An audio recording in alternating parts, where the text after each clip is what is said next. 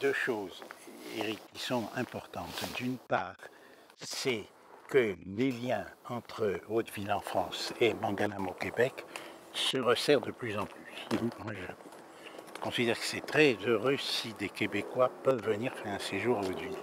Et en même temps que l'ashram de Mangalam soit typiquement québécois, qu'il n'y ait pas un côté trop français. C'était l'œuvre des Québécois, c'est eux qui l'ont vu, c'est eux qui l'animent. Et c'est ça qui est intéressant, qui est à la fois l'approfondissement des liens entre nos deux lieux, et en même temps que ce ne soit pas en rien une copie ou une imitation ici de ce qui se fait en France, et que ça ait vraiment un visage original qui se crée à partir de la réalité ici, telle qu'elle est. Ce qui me paraît le plus important.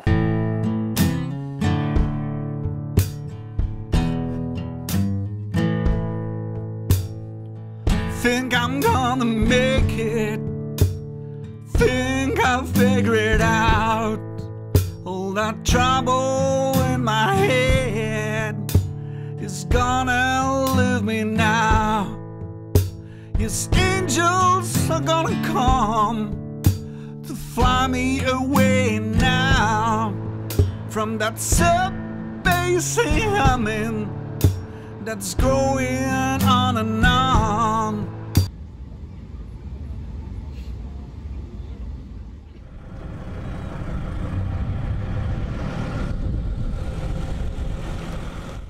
David, comment ça s'est passé le voyage avec nous là? Oh, ça a été, je pense, une des belles expériences que j'ai vécues. Je pense que l'énergie que vous avez les quatre ensemble, là, c'est comme, pour moi, c'est comme une tornade d'énergie, mais d'énergie positive, d'énergie rigolote en plus, parce qu'on rigole, puis il y a de la profondeur en même temps. C'est vraiment, je me sens comme avec mes frères. On est des frères sur le Dhamma, on est la Sangha, on est des frères, puis avec vous, je sais pas, je suis comme devenu un frère instantané. C'est automatique, je me sens que je fais partie de votre gang. C'est une dynamique que je connais bien, puis que je me sens à l'aise. Mais en plus, là, il y a la dimension spirituelle dans votre voyage qui change tout. J'ai l'impression quasiment de faire un pèlerinage avec vous. Ou de vous accompagner dans une partie de votre pèlerinage qui va durer quand même assez longtemps. Guillaume, il est parti en Inde pour un long voyage en 2001 dans le but de trouver un enseignement spirituel digne de ce nom. Une semaine avant son départ, une amie lui offre 2 livres d'Arnaud Desjardins. À peine l'avion décollait pour Calcutta qu'il surlignait le livre dans tous les sens. Les roues de l'avion n'avaient pas touché le tarmac que son choix était fait.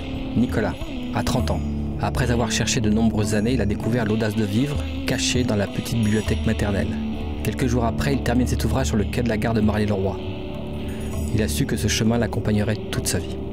Franck, dans sa jeunesse, il a fait un rêve qui lui a clairement indiqué le moyen de sortir de la période sombre dans laquelle il était. Dans ce rêve, il voit l'ami. Quelques années plus tard, il ira à la rencontre d'Arnaud Desjardins, auteur du livre « L'ami spirituel ». Arnaud, l'année du bac, il est assailli de questions. Son prof de philo a fini par lui glisser dans les mains un grain de sagesse d'Arnaud Desjardins. Le choc fut immédiat. Il sut qu'il ne se contenterait pas de lire les livres. Il a écrit à l'auteur, Arnaud Desjardins, puis il est parti à sa rencontre, l'été de la Coupe du Monde de football en 1998.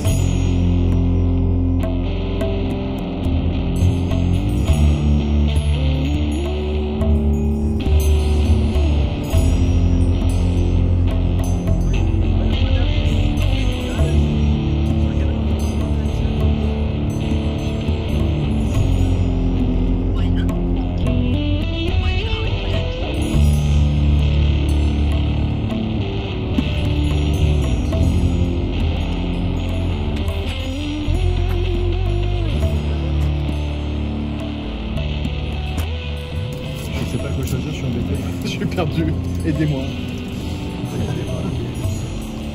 Donc là on a 3 tailles. Et ça c'est le petit ça. C'est ça, c'est ça le petit.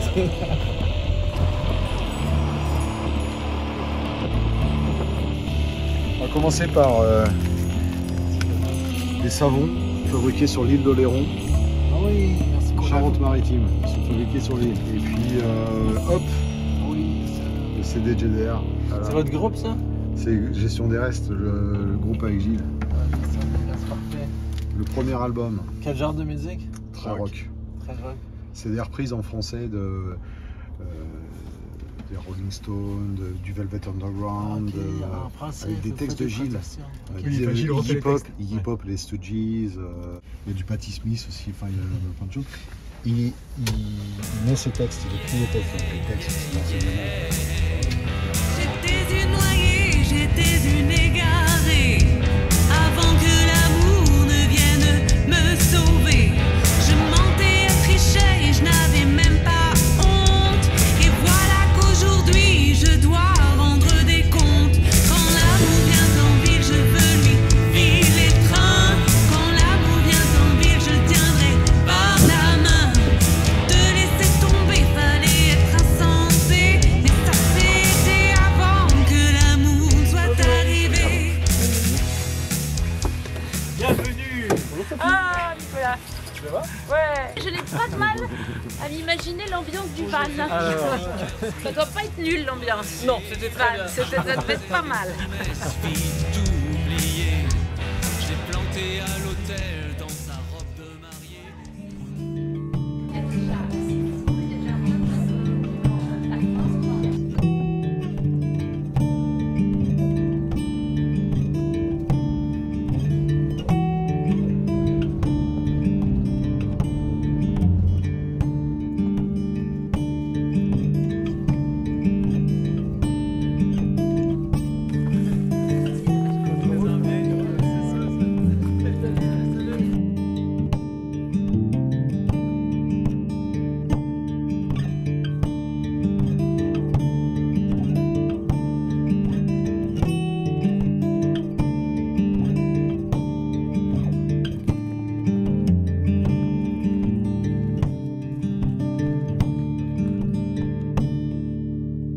Ce bureau,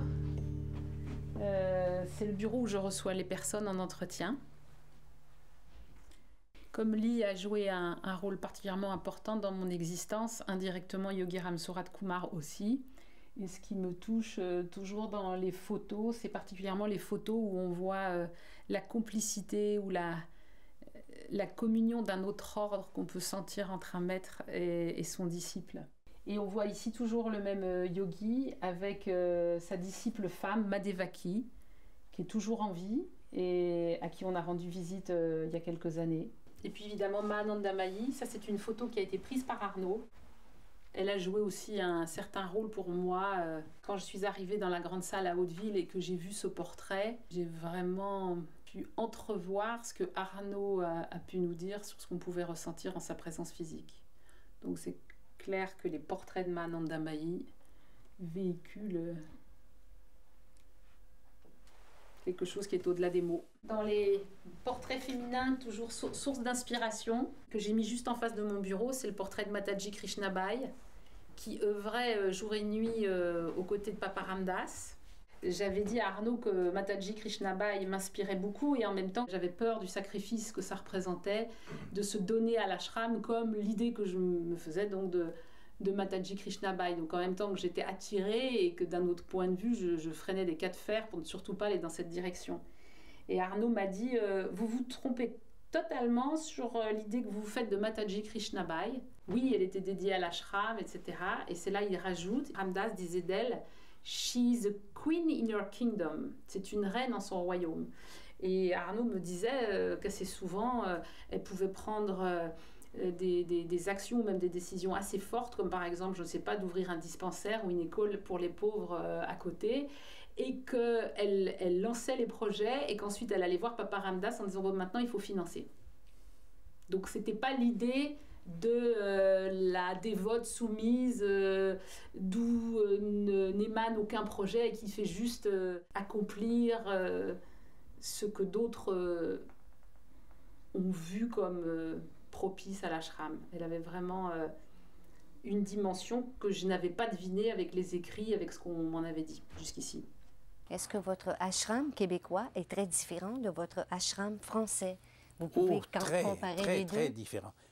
Mais je ne dirais pas mon ashram québécois, d'abord, peut-on dire l'ashram que les Québécois ont créé, et ils m'ont demandé il y a quelques années, est-ce qu'il y a un Français que vous connaissiez bien et qui pourrait venir parmi nous? Et là, à ce moment-là, en effet, j'ai proposé à Éric Edelman, qui a fait le saut et qui est venu au Québec. Donc il y a un groupe, est-ce que le mot ashram, qui est un mot hindou très connu en Inde, est-ce qu'il est juste de l'appliquer en France ou au Québec, je ne sais pas. Il y a un groupe de Québécois, certains je les connais depuis 17 ans, avec qui j'ai une relation profonde et que j'apprécie énormément. Donc Arnaud, évidemment, très jeune au moment où je l'ai rencontré, il avait 49 ans à l'époque. Et ça, c'est quand il était au Bost, premier ashram. Ça, c'est la pièce de travail où ont lieu les entretiens. Et puis aussi les laïcs, bien sûr, donc le travail sur l'inconscient. Et ensuite, sur ce coffre, c'est la peau de daim qui a appartenu à Swami Prajnanpad, qui appartenait à Arnaud, et ensuite qui m'a été remise. Vous avez eu un maître spirituel. Est-ce que vous pouvez m'en parler? Il est décédé, mais est-ce qu'il vous habite toujours? Ah oui, ce serait plus juste de dire j'ai un maître, parce qu'il est toujours vivant, sous la forme de son enseignement, de la richesse de cette relation, de tout ce que j'ai reçu de lui, tout l'amour, toute la patience qu'il m'a montré. À Hauteville et à Mangalam sont des lieux où on transmet une voie spirituelle. On peut appeler ça une voie ou un enseignement, une méthode, une façon assez spécifique d'aborder le chemin spirituel.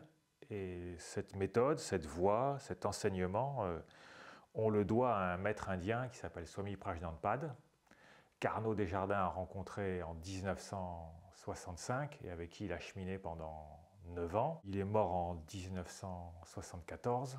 C'est Emmanuel qui relate dans son livre où il parle des paroles de Swamiji. Bon, il dit que Swamiji n'avait pas d'enseignement finalement. Moi, je trouve ça extraordinaire, OK? Parce qu'on parle beaucoup de l'enseignement de Swamiji, l'enseignement d'Arnaud, mais non, c'est de la sagesse pure. C'est transmis par Arnaud à travers Swamiji et Arnaud, mais c'est un mode de vie universel, en fait, qui nous est proposé avec des critères précis à ce chemin-là. Et ce qu'il faut qui touche les gens, c'est pas la lettre, c'est vraiment toute l'énergie qu'il y a là-dedans, tout ce qui est véhiculé. La parole, c'est juste un véhicule. C'est qu'est-ce qu'on met dedans? Est-ce que ça va percuter la personne?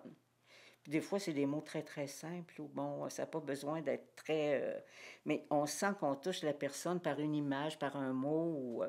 Et ça, on le voit dans le regard d'une personne, quand c'est compris. Puis on voit quand c'est pas compris aussi. C'est une voie dans le monde.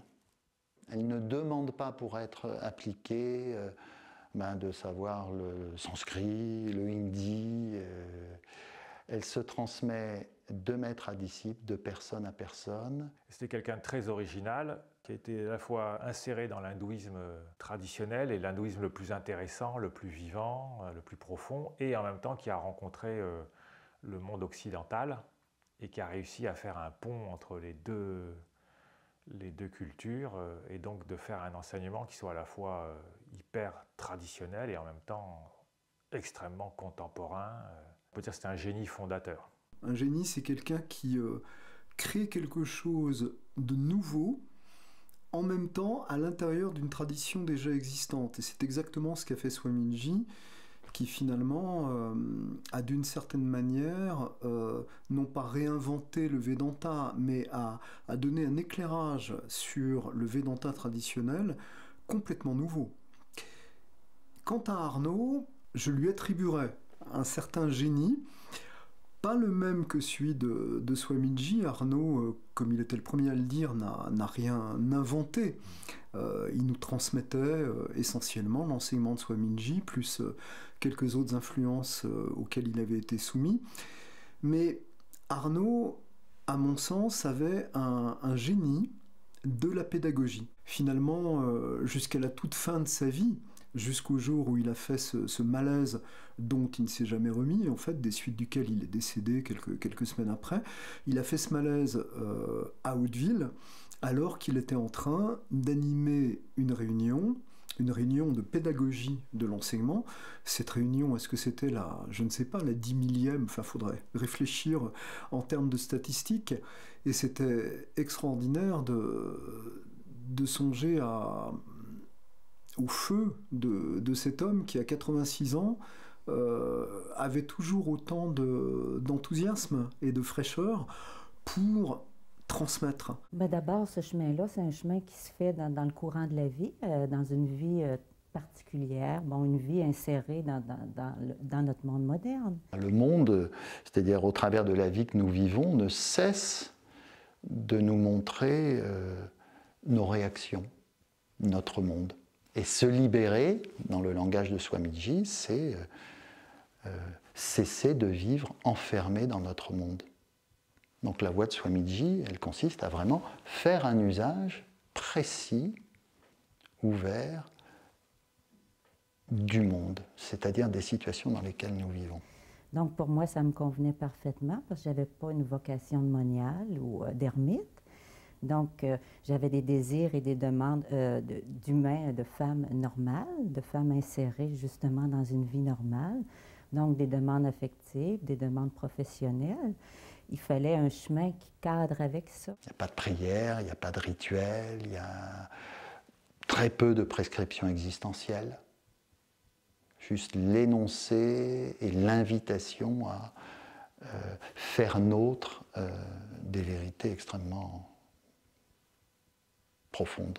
C'est quand même très étonnant qu'à la fin de sa vie, alors qu'il avait déjà, Swamiji avait déjà des décennies de transmission en tant que maître, aider des personnes auprès de lui, qu'il ait rencontré une poignée d'Occidentaux qui sont venus à lui et que ça ait donné ce que ça nous donne aujourd'hui.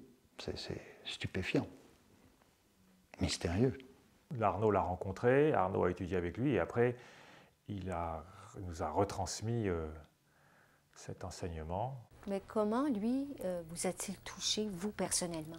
Parce qu'il a dû se passer quelque chose pour que ce soit lui plutôt qu'un autre. Ça n'est pas le sage ou l'être spirituel le plus extraordinaire que j'ai rencontré. D'ailleurs, on devrait toujours être sobre dans ce domaine. Je fais une toute petite parenthèse, j'ai entendu un jour devant son maître musulman, un soufi prendre la parole en disant « Souvenons-nous toujours, mon maître n'est pas le plus grand, ma voix n'est pas la meilleure. » Voilà. Évite une paranoïa qui serait désastreuse. Mais c'est la voie qui me convient. C'est là où je sens, c'est le style d'enseignement avec lequel j'ai le plus d'affinité. En vérité, ce maître parlait anglais très bien, donc pas besoin d'interprète. D'autre part, il y avait peu de monde autour de lui, ce qui est bien précieux, parce que je pouvais avoir de nombreux entretiens lorsque j'ai été en Inde. Et il avait une formation occidentale, bien que n'ayant jamais quitté le sol de l'Inde. Il avait été professeur de physique et de chimie, de science dans sa jeunesse, et il connaissait même un peu la littérature et la philosophie occidentale. Donc, il pouvait comprendre nos problèmes spécifiques d'occidentaux. Alors, vous disiez que, on ne sait pas trop si on doit parler de ashram ou pas. En tout cas, chose certaine, on dit que vous n'avez pas peur des mots, ni des sujets tabous. Alors, au fond, nous, quand on entend parler de ashram, de maître ou d'amis spirituels, spontanément, on pense à un gourou qui a des ashrams, donc, qui sont pour nous des sectes. Est-ce que vous êtes mal à l'aise avec ces expressions de gourou et de secte? Ah non, c'est entièrement une question de vocabulaire. Et je suis toujours partisan de ne pas utiliser un vocabulaire qui puisse être mal ressenti, décalé par rapport à l'attente de ceux qui écoutent ou qui lisent.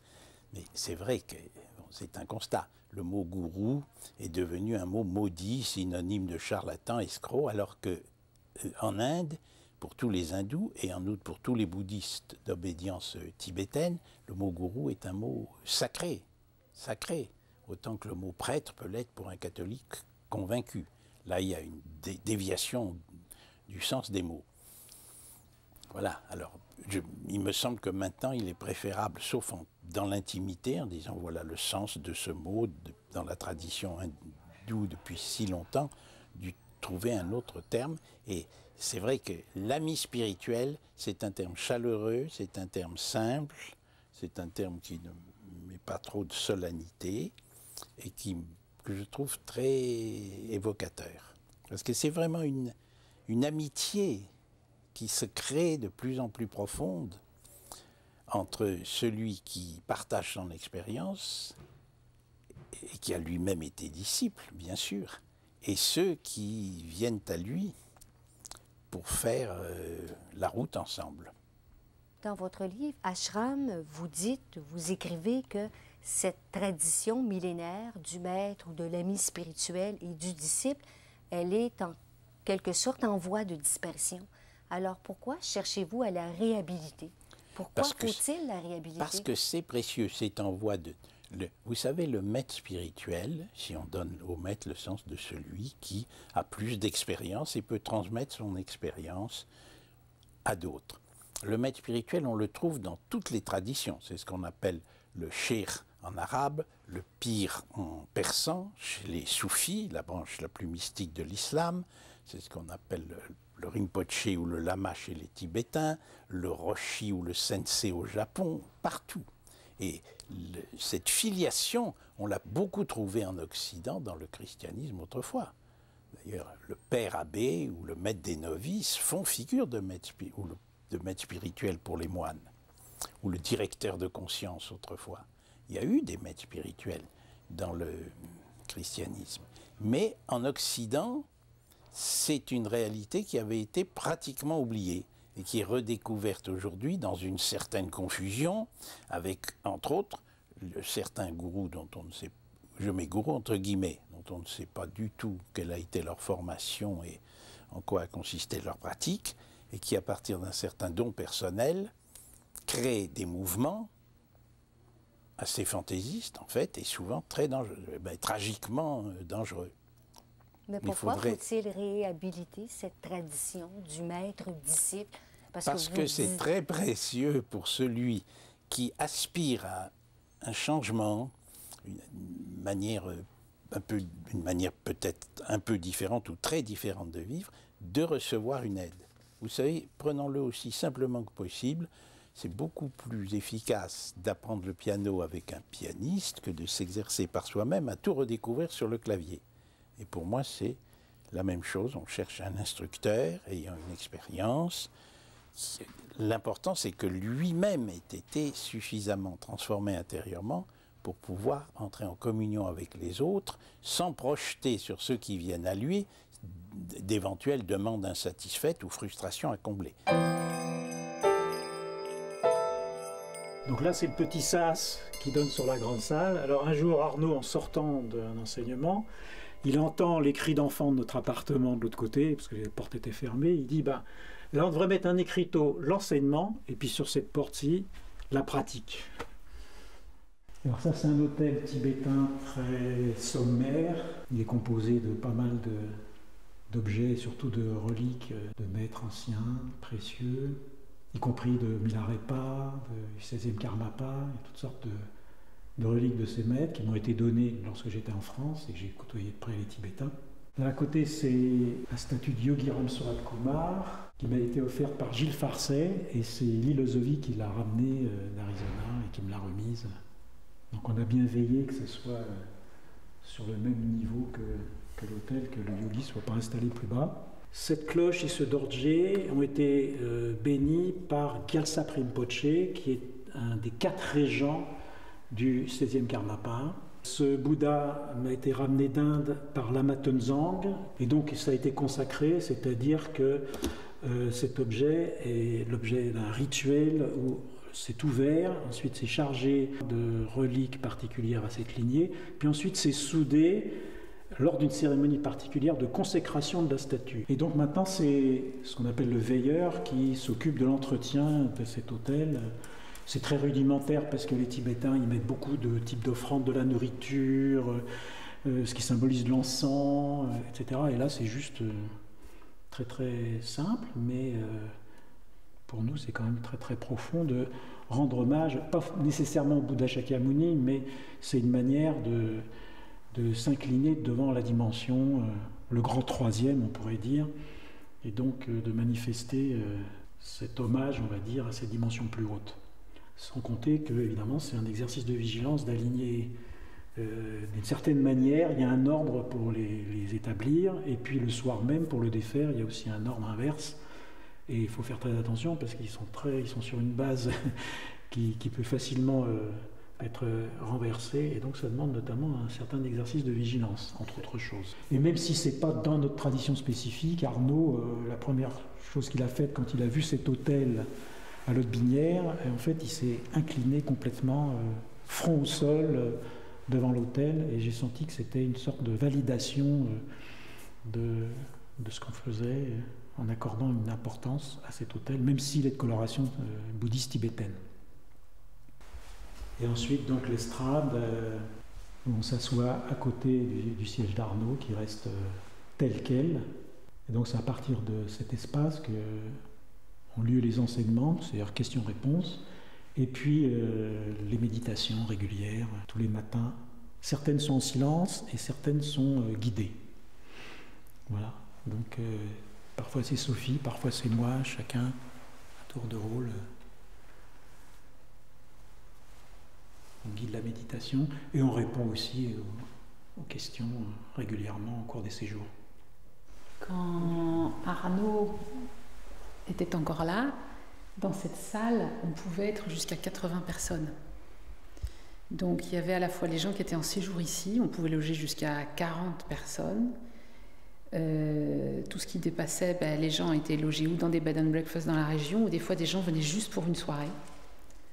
Donc quand je suis arrivée ici, j'ai connu des séjours où il y avait énormément de gens qui venaient, Arnaud et Véronique, animer 3 séjours consécutifs de 5 jours, avec une cinquantaine de personnes le jour, 80 le soir dans les soirées. Et comment on travaille ça concrètement dans vos ashrams? Cette idée de connaissance? Il y a des réunions d'ensemble en répondant à des questions, mais à un niveau assez large, qui me donne certains cadres, une nouvelle compréhension. Et puis il y a des entretiens individuels avec d'autres qui m'entourent, que je connais depuis 20 ans ou plus, et qui ont vécu toute une préparation qui les rend maintenant capables de comprendre les autres. Il y a du travail individuel en petits groupes, et il y a surtout des clés d'attention, de vigilance, de compréhension, ensuite à mettre en œuvre dans sa propre existence.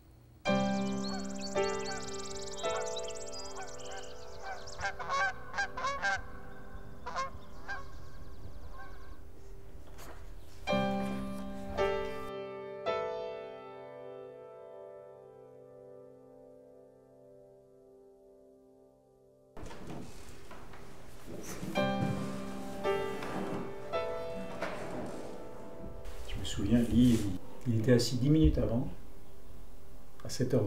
On attendait 10 minutes. 25 gouttes aux essences là. Ah, attends, moi je change maintenant. Ton pantalon, il est là. Et Arnaud, lui, dans ces moments-là, comment il était? Il arrivait un petit peu en avance, on avait le temps de lui donner une tasse de thé de temps en temps. Il mettait son châle. Toujours frais et dispo. Il se levait tôt, il faisait des exercices d'assouplissement, il prenait un bain aux huiles essentielles. Il disait « Un vieillard rentre dans la baignoire, un jeune homme en ressort. »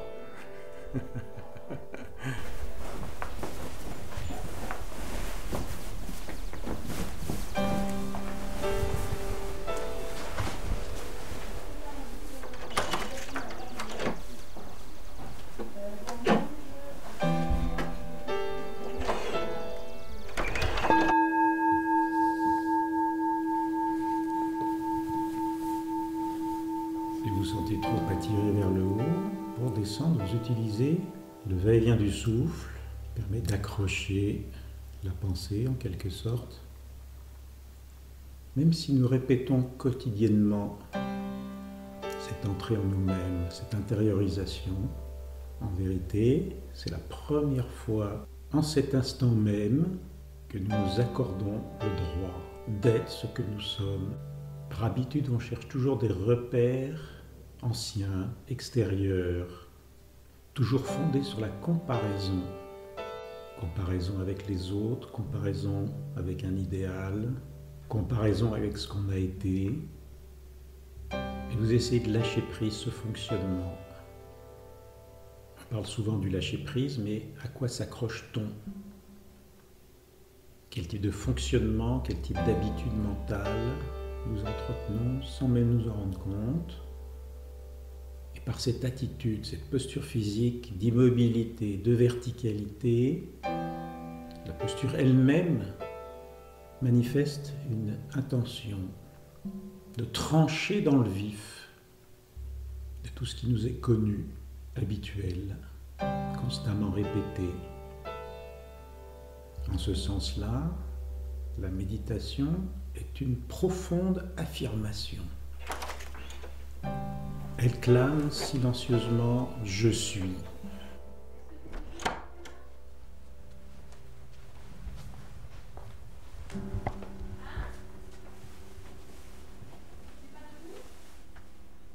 C'est pas qu'on ait seulement des planches de légumes puis planches de fleurs.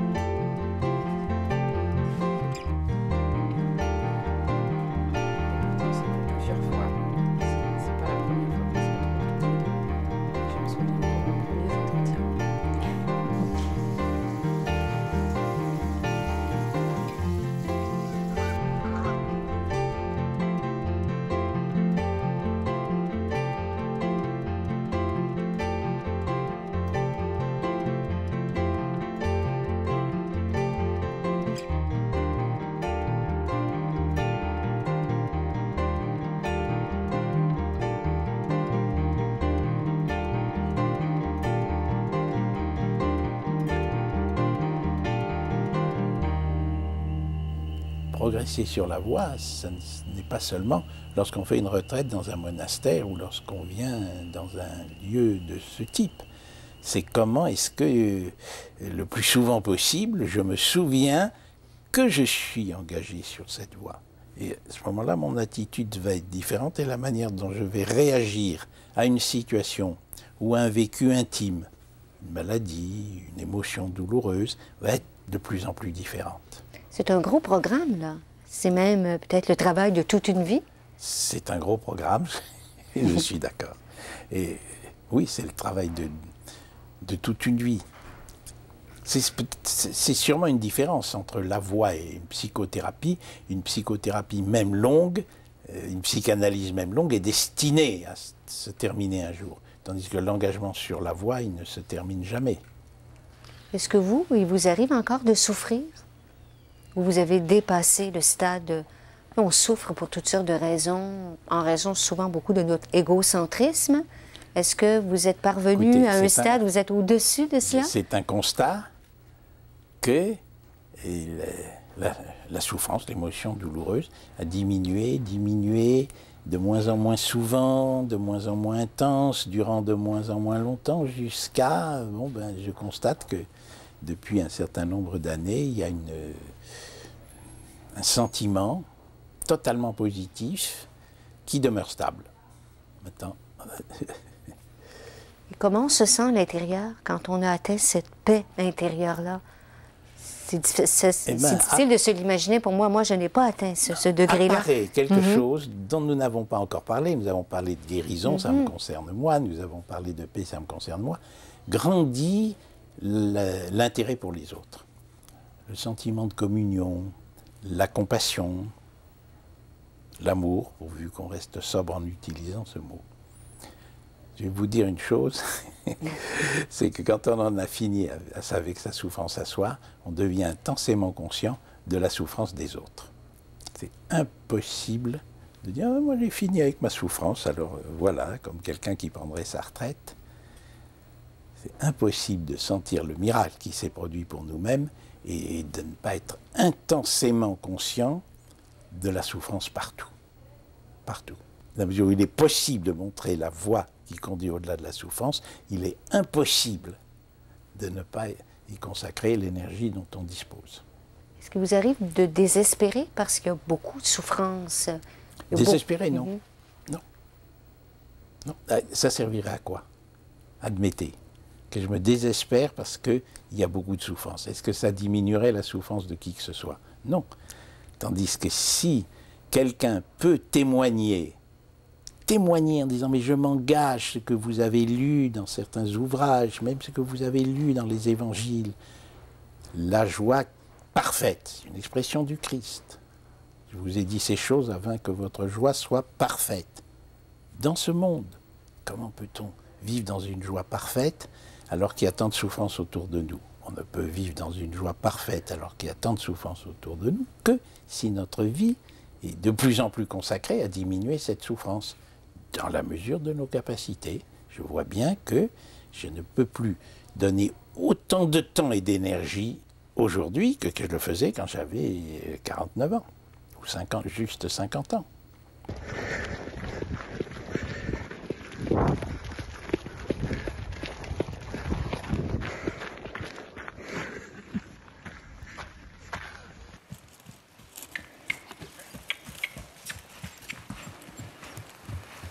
Il y a un voisin, un ami, membre de l'association, qui a voulu bénévolement s'occuper de la cabane à sucre, la relancer. Il a offert une nouvelle bouilloire pour faire bouillir l'eau d'érable. Et donc, un mois par an, ce médecin de santé publique s'arrête, prend un mois sabbatique pour ramasser l'eau d'érable ici avec tous ceux qui veulent, qui lui prennent main forte. Alors, on va aller aux États-Unis maintenant. Allez.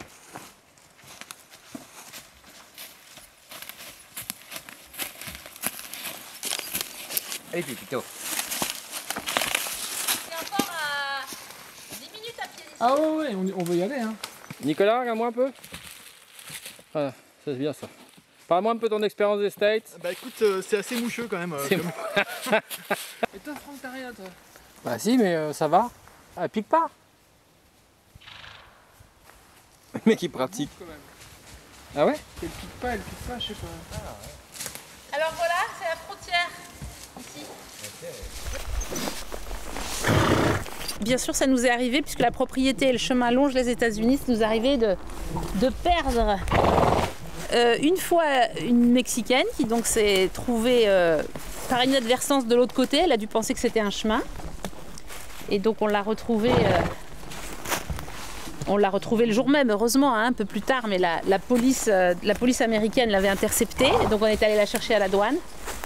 Notre fils Joseph aussi, à la fin de l'hiver, s'est perdu en suivant des traces d'animaux et s'est retrouvé aux États-Unis. Lui aussi, on est allé le chercher à la douane. Si. Tu vois Vancouver? Ah bah oui, hein. On voit ça, hein. Verena, et tu vas où comme ça? Tu vas à Québec?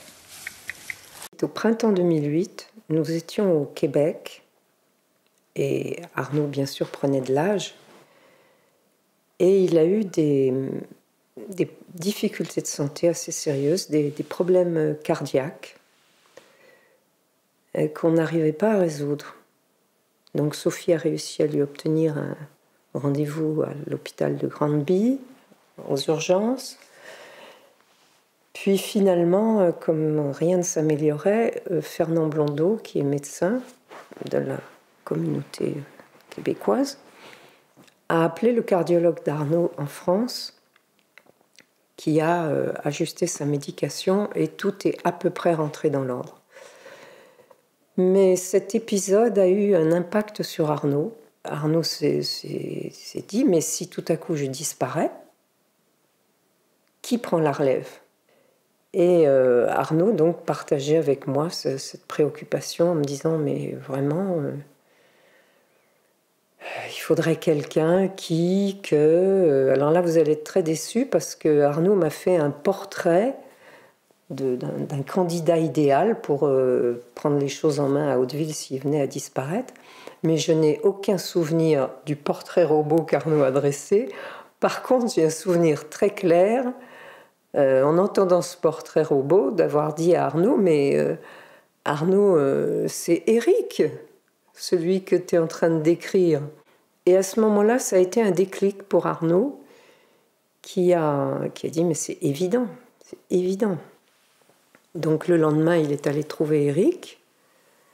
Éric, à nouveau, il a dit oui, tout en sentant la gravité de ce qu'Arnaud lui demandait.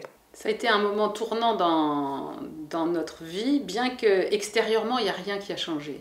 Mais finalement, Arnaud s'est voulu tout de suite très rassurant. Et pour me rassurer, d'ailleurs, il m'a tout de suite fait comprendre que cette responsabilité qu'il confiait à Éric était plus une responsabilité d'ordre subtil qu'une révolution, un bouleversement, une charge sur les épaules dont il allait devoir s'acquitter en modifiant complètement notre vie quotidienne. Et d'ailleurs, je me souviens qu'il avait dit, il avait parlé de nos enfants et il voyait nos enfants grandir heureux, non seulement au Québec, mais dans cet environnement enchanteur qu'est Mangalam. Et il m'avait dit quelque chose du genre « Je ne suis pas cruel, je ne veux pas arracher ces enfants à ce paradis dans lequel ils grandissent, ils s'épanouissent. » Et puis pour lui, le fait qu'Éric reste à Mangalam et continue de faire que ce lieu soit vraiment vivant, une flamme vivante, petite, beaucoup plus petite que la maison mère d'Hauteville, ça avait énormément de sens pour Arnaud. L'existence de ces deux lieux avait énormément de sens. Il nous a fait comprendre que c'était quelque chose plus de l'ordre du subtil. Si Éric devenait numéro 2, ça voulait dire qu'après, il allait devenir numéro 1. Donc, c'était mettre sur les épaules d'Éric une mission intense, qui allait vraiment le solliciter et le mobiliser jusqu'à la fin de sa vie. Mais Éric, je ne sais même pas s'il a réfléchi, c'était tout réfléchi. Arnaud me le dit, me le demande, c'est oui. Éric a toujours été animé d'une forme de dévotion, pas au sens infantile, pas au sens abject, mais au sens de profond respect, profonde conscience à qui il avait affaire, de qui était Arnaud pour lui. Son maître, dépositaire de la lignée de Swami Prajanpa, et au-delà de la lignée de Swami Prajanpa, de la voie spirituelle. Éric était très conscient de ça. Il avait donc un respect pour son maître qui était vraiment patent, très très très fort. Et ça, dès que je l'ai connu, très jeune. Moi, je voudrais revenir sur qu'est-ce que c'est que l'expérience, qu'est-ce que c'est le vécu, qu'est-ce que c'est la perspective d'être détenteur de la lignée dans cette école particulière. C'est très subtil et puis très difficile à dire, en fait. Notoirement, il y a une responsabilité par rapport à l'ensemble de notre école. Ça, c'est clair. Dans la mesure où il comptait sur moi pour être un garant, pour être, il l'a dit d'ailleurs publiquement après, pour être une sorte de référence, une référence à laquelle on peut précisément se référer si c'est nécessaire. Et en même temps, il y a un processus d'assimilation que je ne peux pas trop nommer, mais je dirais un processus peut-être énergétique où il faut que je mastique quelque chose qui est complètement insubstantiel. Mais un jour, Arnaud m'avait dit, l'essentiel, c'est la relation au maître et la baraka.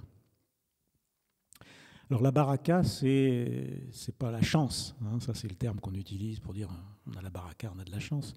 Mais c'est au sens strict, ça veut dire exactement l'énergie spirituelle qui est transmise par le maître, à travers le maître. Donc il m'a dit ça, il m'a dit l'essentiel, c'est la relation au maître et donc cette énergie spirituelle, on va dire, qui est transmise comme une flamme peut être transmise. Hein. Et à ce moment-là, je relie ça intimement à ma propre sadhana, en fait. C'est-à-dire à ma capacité d'intégration d'énergie plus subtile, plus fine, pour que éventuellement je sois assez transparent pour que les choses puissent passer à travers moi. Bon, c'est comme ça que je pourrais l'expliquer ou le comprendre. Hein. Donc ça, c'est une responsabilité qui me paraît encore plus cruciale qu'une responsabilité, on va dire grossièrement, d'ordre politique. Et à ce moment-là, on rejoint les grandes lois générales de la transmission spirituelle, parce que sur notre voie, ce n'est pas plus spécifique de ce point de vue-là que ce qui se passe chez les Tibétains ou chez les soufis ou chez les chrétiens des premiers siècles, en fait. Hein. Donc là, on a affaire à un principe, on va dire, spirituel de transmission. Et en même temps, je ne suis pas le seul à transmettre le flambeau, on est heureusement plusieurs. C'est sûr que j'essaye de faire en sorte d'être un disciple digne de ce nom. Je dirais, c'est peut-être ça ma préoccupation essentielle, et je me dis à partir de là, tout le reste va suivre. Donc je suis sans arrêt renvoyé à l'exigence de ma propre pratique. Et à partir de là, c'est sûr qu'on peut constater qu'il y a des choses qui se passent, très bénéfiques, des bénédictions à l'œuvre, qui ne m'appartiennent pas du tout. Et en même temps, j'ai dit que ça m'avait demandé 12 ans pour vraiment être à cette place-là réellement, en fait. Donc ici, c'était un lieu qui était complètement sauvage, avec du boisé sur toute la surface. Et Roger d'Hauteville donc, est venu concevoir le lac. Il a orchestré les travaux, c'était majestueux, il y avait des énormes machines, c'était une danse de grosses machineries. C'est un endroit qui est très calme, un peu notre lieu de méditation en fait.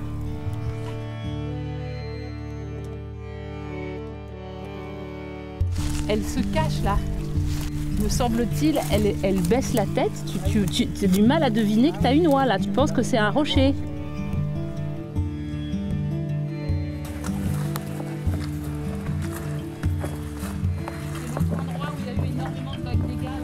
Dis-moi Arnaud, t'as sorti ton pantalon de camouflage? Bah écoute, je suis sur le qui-vive encore.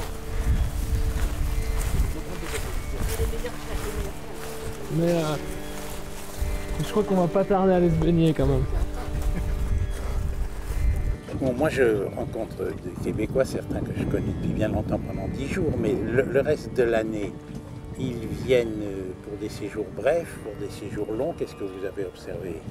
C'est variable, c'est variable. En moyenne, ils viennent pour 15 jours, d'une manière répétée, à plusieurs reprises. Et parfois plusieurs séjours dans l'année. Plusieurs séjours dans l'année aussi. Oui, donc il y a des personnes qui sont vraiment très sincèrement et sérieusement engagées dans cette démarche. Sans conteste, oui, tout à fait. Quand vous êtes venu au début au Québec, c'était pas facile, le dépaysement, les longs hivers, et finalement vous voyez que... Finalement c'est loin ce temps-là. Oui, les graines semées ont poussé. Maintenant, la vérité, vous êtes heureux d'être là? Oui Arnaud. Et que ça a été dur au début?